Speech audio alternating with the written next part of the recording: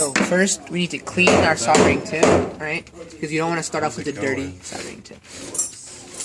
What is it called? Clean it. Okay. 30 amp snap. Here's our solder. Try to keep it straight when you're But soldering. what's the...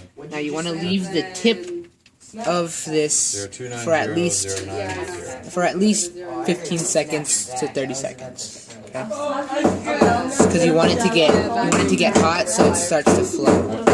What battery? So don't. The key is to not ever take the tip off. Yeah. So just wait a few more seconds because you want this to just flow like butter. So now you're gonna be even longer trying to make it flow, and it could just flow. Get that right away. open and... So it should be ready now. So